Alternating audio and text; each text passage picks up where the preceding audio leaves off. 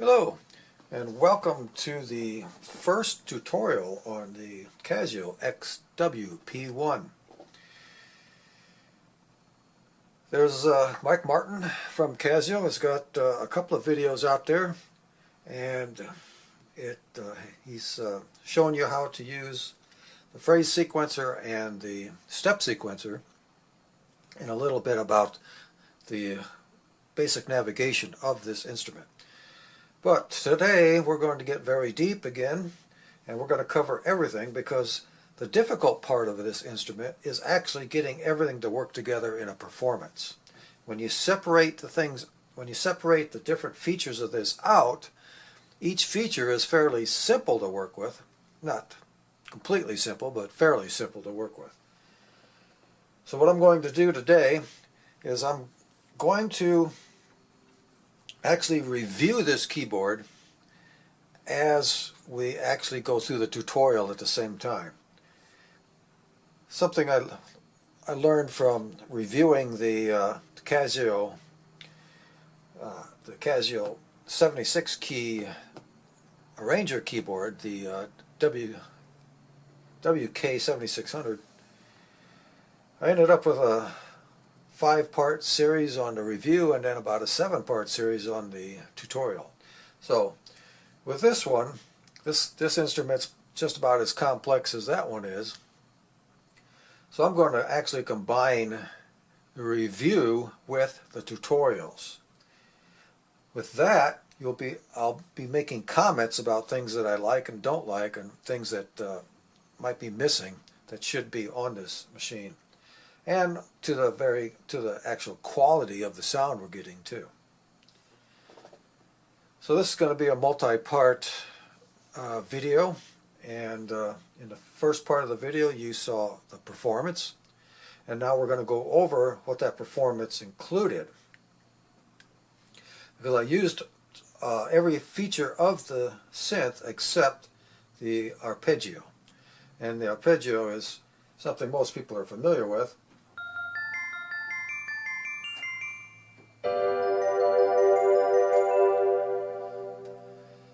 And everything on this machine is programmable, so you don't have to worry about being stuck with pre-programmed anything. You don't have phrase sequences, arpeggios, step sequencer, rhythms. All of this can be programmed and completely made your own. And that's what synthesizers are about. We can go over the sounds on this thing, and I will eventually go over the sounds, but it's really not about the presets. It's really, a synthesizer is a creative tool. If you're not wanting a creative tool, you really don't want a synthesizer. You just simply want a sample playback. And there's plenty of other instruments out there that will play back samples, and those samples are higher quality than what you would get here anyway. But all of this Casio XW-P1, all of this is about creating your own. So what I've done here is I've created my own performance, and I've included my own step sequence, my own phrase sequence, and my own edited tones, so that everything on here is, everything you heard in that performance at the beginning of the video is personalized. It has been edited and made my own. So I'm going to go over the navigation of this fairly quickly, because Mike Martin's already covered that fairly well. I'm going to do it in my own way and a little differently, and maybe you'll get some understanding of this machine. So basically, this machine has a number of separate features that can be all worked together into a performance, and that's what we're going to do here. We have the actual tone, where you can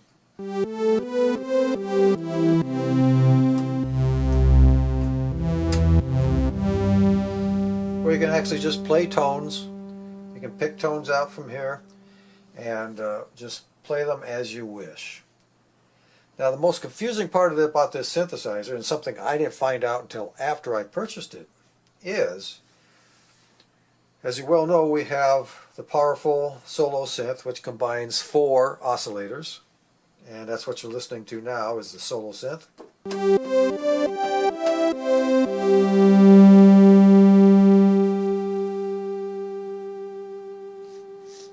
And we also have the hex layer, which combines 6 tones together.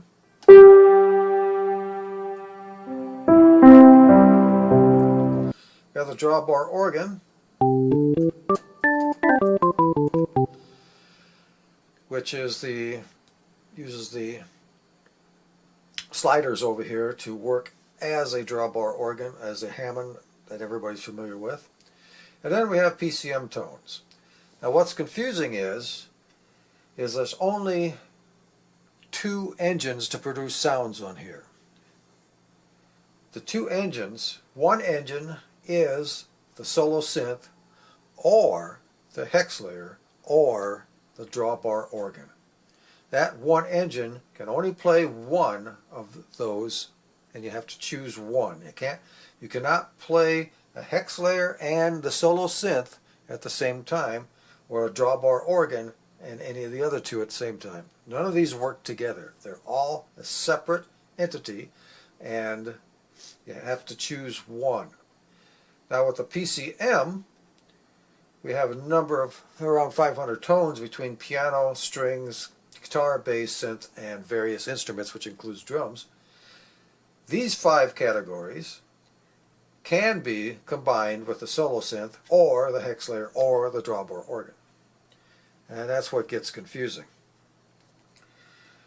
So if I used the zones, we have 4 zones, and if I overlap 4 zones, I could play 4 tones out of this PCM category with a solo synth. Or I could play the 4 tones with a hex layer or 4 tones with a drawbar organ. So even though these 3 here only work by themselves, we still have 4 tones that can be zoned and layered together that can be played either across the entire keyboard or separated into separate zones. If you're not familiar with zones, it's been around a long time. Zones is simply dividing up the keyboard into 4 separate zones. This one has 4 zones. So in zone 1, you can have the option of an entire keyboard of just piano. And then in zone 2, you could cut the keyboard down to maybe just the 2 upper octaves and put something there. And then that means in the upper octaves, if you put, say, a synth pad, in the upper octaves, the synth pad and the piano would play together, where in the lower octaves, the piano would play by itself. And that's how the zones are divided up. Now we have another 2 zones that we can put in there too. So in the performance I did, I set up 4 separate zones.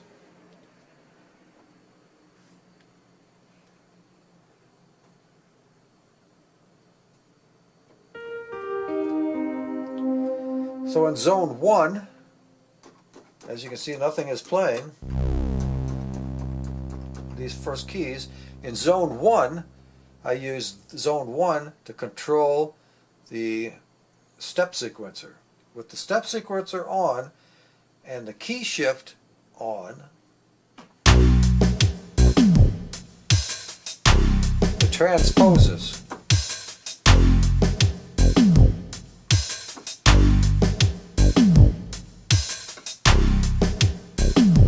And you could hear the bass transposing. So the first keys up from C to B, this range here, I have zoned off just for the sequencer. Then in my next zone, I've gone from that key. This range here is my solo synth.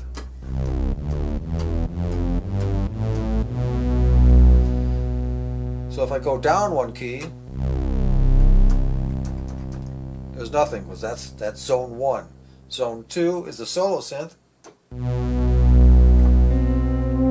And as you can see, as I go from Zone 3 is 2 octaves here of zone 2 and 3 are is a layer of a piano and a synth tone.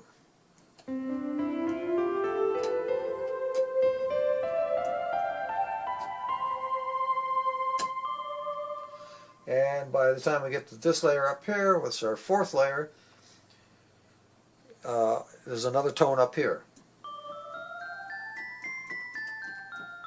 Bell tones. So I have 1 layer, solo synth, 2nd layer, and 3rd layer. These 2 layers are combined, the 2nd and 3rd are combined together so I can layer 2 tones together. And that's where I layered a synth tone and a piano tone that I created. And layer 4 is the bell tones. Now why did I split it up that way? Well, for one, you can play the solo synth.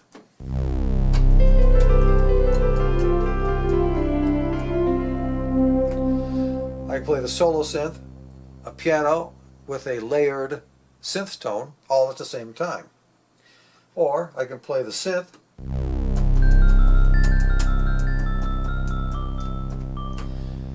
with the 4th layer of the bell tones. Or I can play the layered tones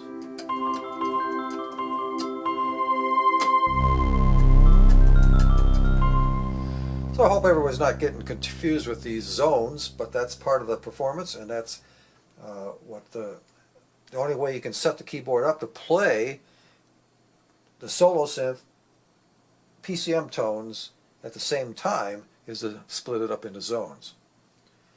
Now this is an overview, and we are going to zero in on the display on the next video as we go through the process of actually setting this up. So right now we're just taking an overview of that performance that you saw at the beginning of the video, and that's how I did it. Solo synth there, a combined layer of zone 2 and 3 of piano and synth, and zone 4 is the bell tones.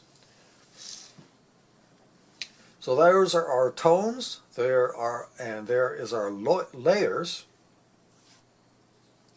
The other features on here is the phrase sequencer. So what I did is I set up a phrase sequence in this upper range that I zoned off on zone 4. So that gives me the choice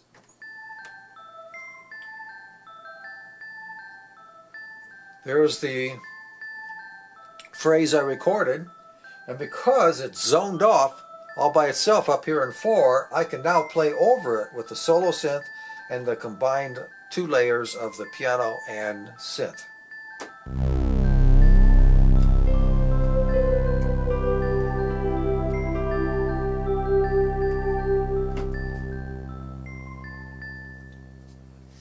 And that's the power of the zoning.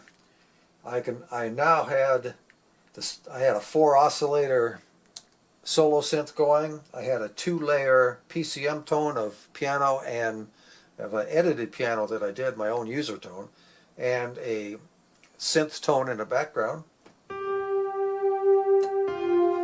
So you can hear the piano strike, and then the synth tone is also in there too. And of course that's polyphonic. Solo synth is monophonic. Can't play chords with that, only single notes.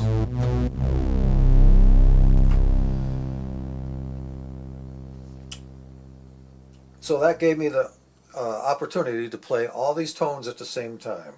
So actually, if I went across the octave, I'm playing the solo synth and I'm playing those at the same time.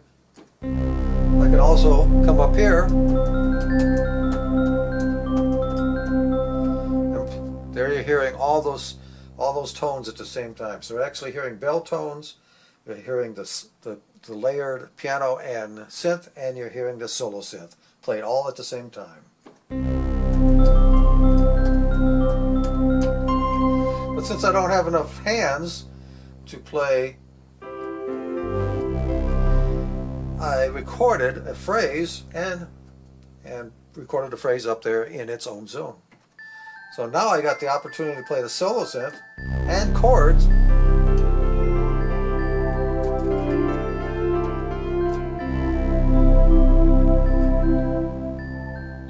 And that's one of the main advantages of the phrase sequences, is you can set that up and you can you have basically a third hand to play.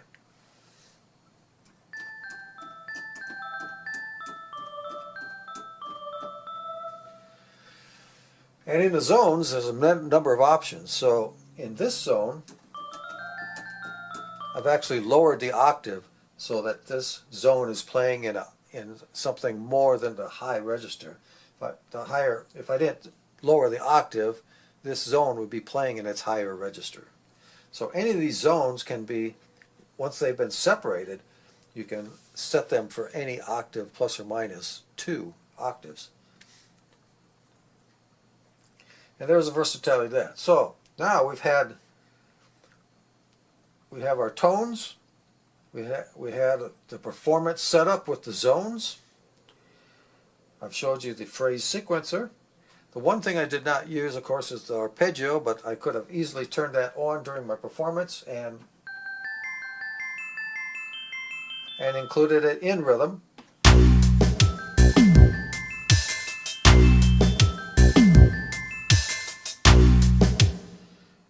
Could have included it in rhythm.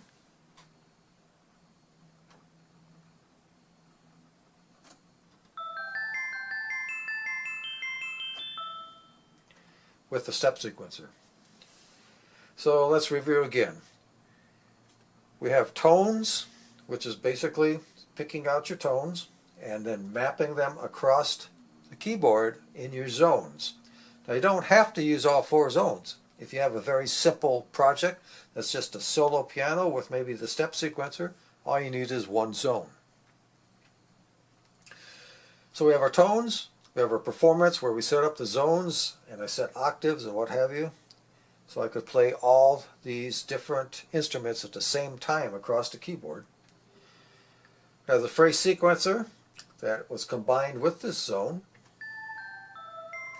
And we have the arpeggiator that is zoned only to play up in here where the phrase sequencer is actually playing too. And then finally, the last we have is the step sequencer. And what I've done is I've gone through and created a number of my own. This is my own step sequence.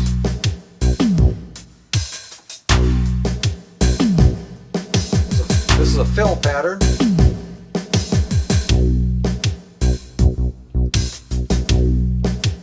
It's a slightly different pattern with a different bass beat. Then I went into a new pattern using a solo instrument in the step sequencer.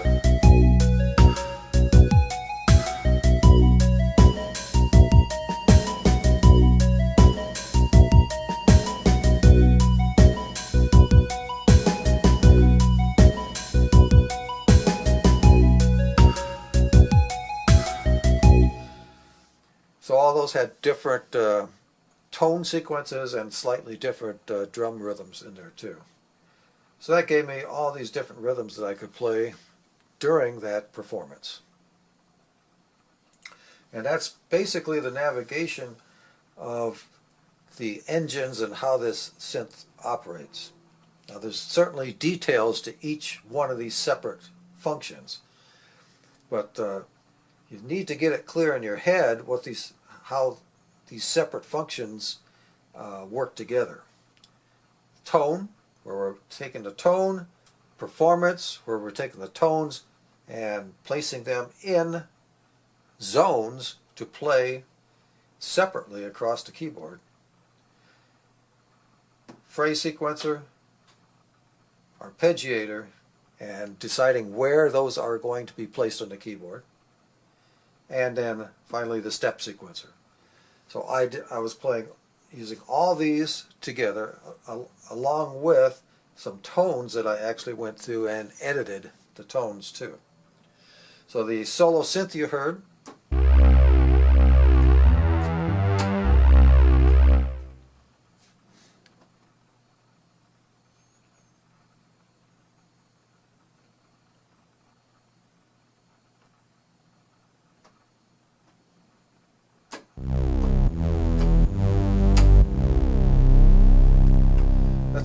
that's my own solo synth that I created.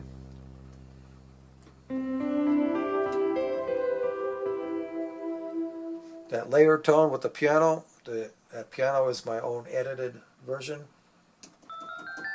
Bell tones up here I did not edit, those are a factory preset. And the step sequence that I just showed you is I created also. I created all these things from scratch, or from the beginning, from an empty program. And that's basically the architecture. The controls on the front, we've gone over most of these, but we have edit, settings, and write, tempo controls, the menu button, which is the basic functions of the synthesizer. Yes, no buttons, which are answering yes and no, but also increment buttons to go up and down in values. We have the preset, a place where we can select our presets, and we have the navigation, or what they call cursors, but I call them navigations, with the exit and enter. Navigation arrows are how you navigate on the screen.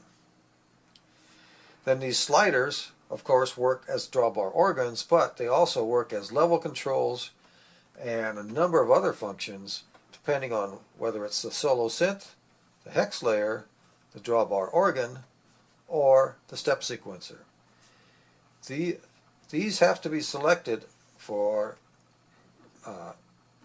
you want to select a drawbar organ if you're going to use the sliders for the drawbar organ. If you're editing the step sequencer, then you're going to want it there. So where this is, where these are lit up are important because it corresponds to the sliders and somewhat to these buttons here.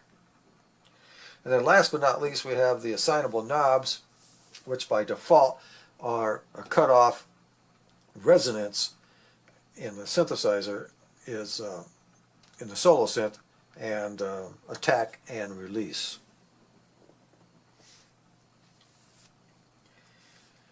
And that's the basic architecture of it. We're going to go through I'm going to focus in on the screen, and then we're going to go through the actual making, programming of what I did to get this synthesizer set up for that performance. And that'll be in the next video. So stay tuned for the next one.